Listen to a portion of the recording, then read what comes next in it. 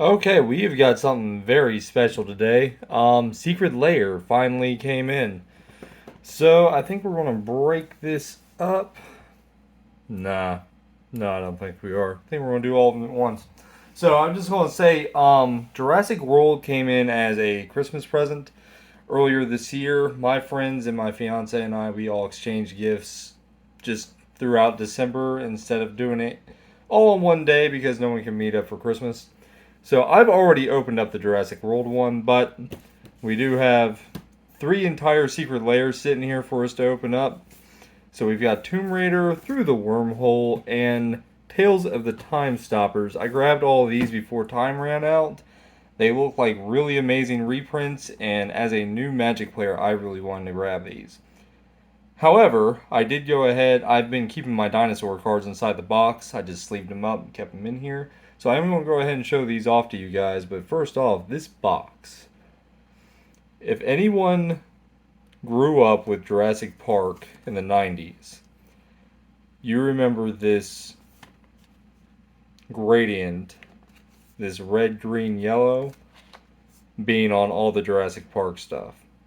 This really brought me back when I saw this. This was a really nice touch, Wizards. Whoever decided to do this, good job. So, but let's go ahead and I'll show you guys what this looks like on the inside and the order that these cards came in. I've kept everything pretty much intact, just they're sleeved up. So something I'm learning is that most of these do have an extra card in them. This one was no exception. So we're starting off with Itali Primal Storm in the form of the Tyrannosaurus Rex, which was hilarious. So you're telling me that the Spinosaurus card is a T-Rex now? Okay. So this is not Primal Conqueror. This is the original Itali. So yeah, really nice foiling on these. The artwork again has that 90s Jurassic Park nostalgia feel to it. The artist did an amazing job on this. The way these almost look like park signs that you would see at Jurassic Park. The lettering, everything. Just absolutely beautiful.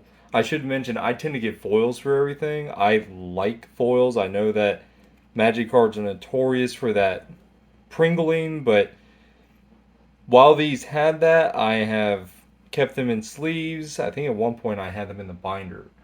So in between the binder being in a deck box or being in this box, the pringling on these has really kind of gone away. They're quite nice right now. Okay, next up we have the Velociraptor as your rampaging Ferocidon. This card is one of those control deck cards. It's something that you don't really want to have in your dinosaur deck unless you're playing, I don't know, maybe Calamax, like a spell slinging deck. This would be great for controlling what your opponents can do because it does do damage to every player for every creature that hits the field. But again, that foiling, the danger sign from the actual paddock, this card's just absolutely stunning. And that classic scene of being up in on the cabinet in the kitchen looking for the kids.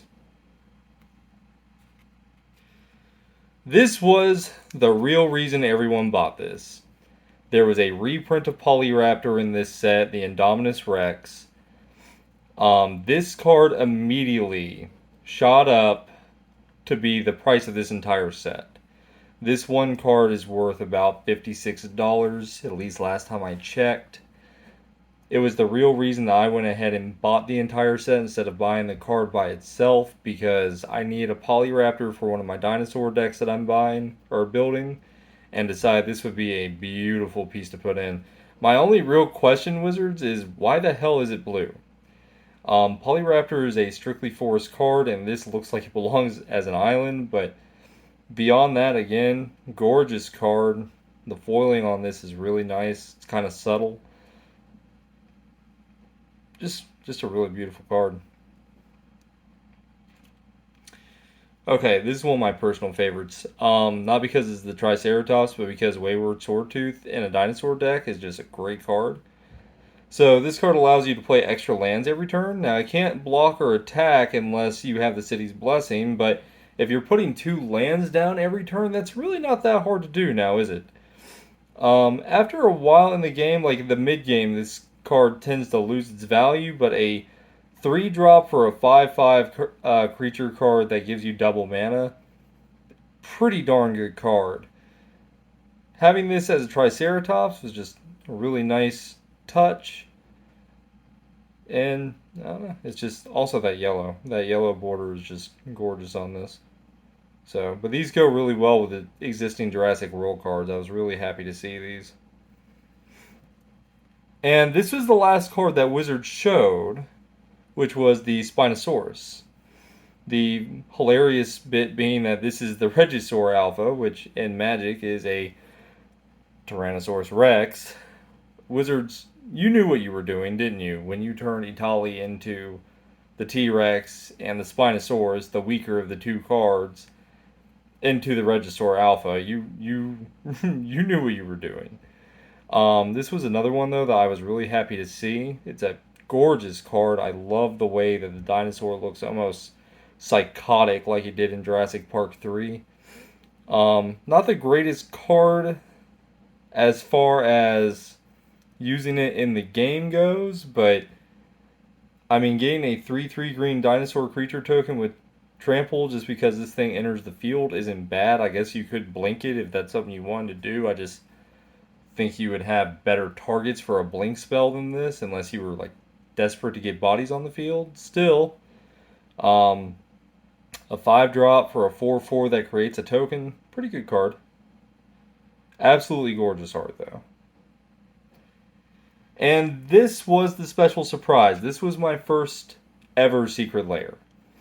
So getting an extra card in a $50 pack, $60, $70 pack that someone got me for Christmas was really nice. Now, with that being said, it's a 6-drop for a 6/6 with trample. It's the old school Colossal Dreadmaw. Not the best card out there, especially since we have Earthshaker Dreadmaw now that lets you draw cards for every dinosaur on the field. I think it might be cheaper. I don't know that for certain. I got so many Earthshaker Dreadmaws this year in Exelon. You would think I would know, but I got to where I hated seeing that card. But yeah, again, classic scene where it's up in the treetops with Alan. Absolutely beautiful card. So yeah. But that's going to be the Jurassic World one. Let's go ahead and break into the Tomb Raider. Go ahead and put these back up. I'm really excited for this one. A buddy of mine and I have both been thinking about making artifact decks, especially with Roman Throne coming out. I only play for sport. I will just give a little disclaimer. I am a gamer, but I don't think I've played any of the Tomb Raider games, even though they have definitely been on my list of things to play. Just haven't gotten around to them with all the other games that have come out in the last few years. And when I was a kid, I was a Nintendo baby, so I did not have a PlayStation to really play with. But doesn't stop me from wanting to buy these. They're great reprints and look like they would be really good in the deck that I'm trying to build. Not quite as fancy as the Jurassic World one, but the subtlety with the gold is really nice. So, oh, it was backwards. Okay, that's about the same as what we had on the Jurassic World one. That came off really easy. And this is what it looks like when you open it up. So again, these are all going to be the foil versions. I have no idea what, or if there is a extra card in this box. Where did my knife go? Oh, it's over there. Okay. Let's see if we can get this opened up with that. Oh, it's going to be like that, huh? Ah! There we go. Oh, there's our extra card. Let's see here. Command Tower. It's always nice to open. Guess we'll do the secret card first. Do not want to bin this card. I need to go get some new dragon shields, but I was waiting on deck boxes to get in for my gift shaft deck. Hold on. Okay, we're just gonna give it the old knifey. Try not to cut the card, good gravy. To all the card unpackers, you make this look so easy. Did I do the non-foil? No, these are all in foil. Why the hell is my command tower not in foil?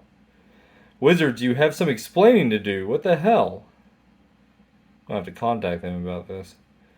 Because that is definitely supposed to be a foil card. I remember paying the extra money for them. Okay, we will take it for now, but I will definitely have to contact them and be like, yo, why is my Croft mana in non-foil? I hope they can still fix it. I mean, it's not like they run out of print or ink. They can just go back in and reprint it. That definitely needs to be done. And just like that, they lost value. No, I'm just joking. Okay. So here's Laura.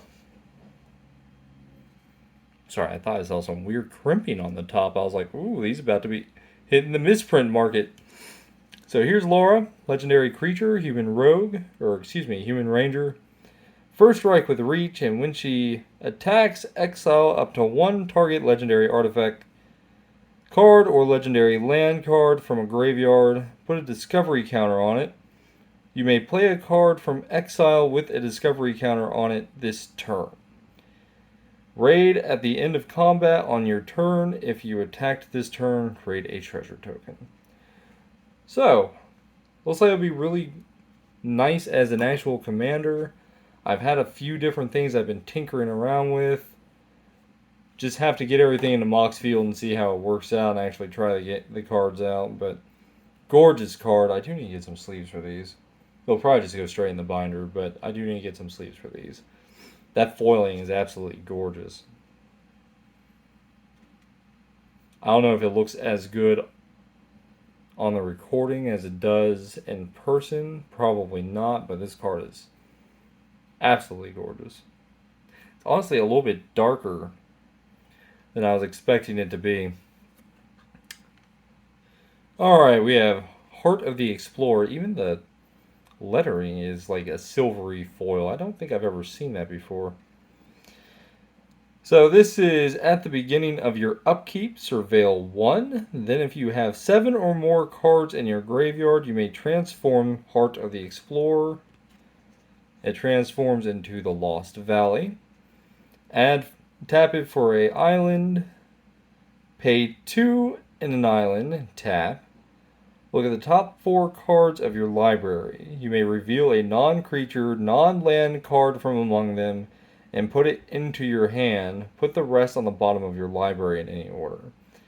So, looks like this helps you pull out enchantments, artifacts, sorceries, and instances and puts them back into your hand. Right? Yeah, because it doesn't say a permanent. It says a non-creature, non-land card. So that's honestly a pretty damn good effect. If you have a spell slinging deck or an artifact deck, this would be a great one to have added to that deck. And it looks like this is usually search for Azkanta.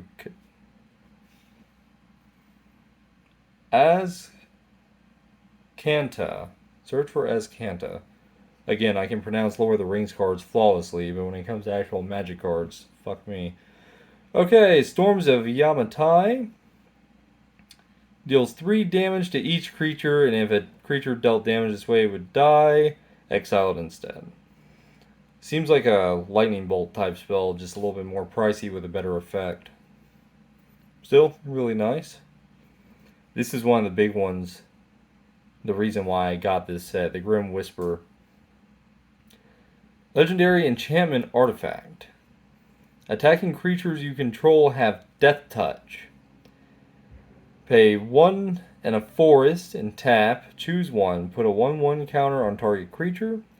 The Grim Whisperer deals 2 damage to target creature with flying. You gain 3 life. Or put up to 4 target cards from your graveyard on the bottom of your library in any order. So this card kind of does everything. It's got recursion, it's got life gain. It deals damage to flying creatures, which sounds like it would be really niche, but funny enough, almost everyone at my table plays flying cards. I play wraiths and dinosaurs right now, but I'm currently building artifacts and a human deck for Fallout. But my fiance plays vampires, which half of them are lifelink and the other half are flying. A buddy of mine is playing... Let's see here. Oh, I also play angels and elves in the same deck. Buddy of mine is playing a nasty horror mill deck from Baldur's Gate. And then my other buddy plays dragons pretty often as well, looks like. So this, just the flying effect would probably come in handy as well for pinging some of those other cards. And then putting 1/1 counters on creatures. I mean, that's just always a great effect, right? Another big one was the reason why I bought this. Shadow Spear. Toltec Spear. Equipped creature gets 1/1, has trample and lifelink. Permanents your opponents control. Lose hexproof and indestructible until end of turn, and only a 2 equip cost for a 1 mana drop. Shadow Spear is always a great card. It doesn't matter what set it's in, but this was definitely one of the reprints that I wanted to get specifically to have a second one, because right now I only have my Morgul Knife. Absolutely gorgeous card, though. Alright, and then last but not least, because our last one's just a treasure token, which is still cool to get. Look at that crinkle, though. That Pringle. That's what we were talking about earlier. Alright. Kitzeth, Sunken City, or also Academy Ruins. Tap it for a non-colored land, or pay 1 in an island. Put target artifact card from your graveyard on top of your library. Simple, to the point, great land card, especially if you're playing artifacts. It's got a little bit of recursion, helps you get your stuff back. Great card. Awesome, beautiful, snowy printing. The snow prints are always great in Magic. I was thinking about getting myself a set of snow lands, but just hasn't been on the top of my priority list. But yeah, so that's the Tomb Raider set. And honestly, I think we're going to call it quits right there. I do need to contact Wizards about my command tower and see what the hell they can do about that. This card was supposed to be a foil, just like my Brachiosaur was. I guess we'll see if we can get this fixed, or just get another command tower sent out, or what they want to do about it. But I paid for my foil command tower, damn it! But I think we will open the other two in another video. So that's going to do it for right now. So we did Jurassic Park and Tomb Raider in this video. So coming up next, let's see here. I know what cards they are, I just don't remember what they're called. So coming up next, we've got Through the Wormhole and Tales of the Time Stoppers, Galaxy Foil Edition and Rainbow Foil Edition. I am super excited to open these two up. These have got some amazing reprints in them that, again, someone who's new to Magic, that these are going to do wonders in a deck, or just to collect, or whatever it is I decide to do with them. But I think we'll call it quits here, and we'll start up these two in a new video. We'll see you then. Bye now.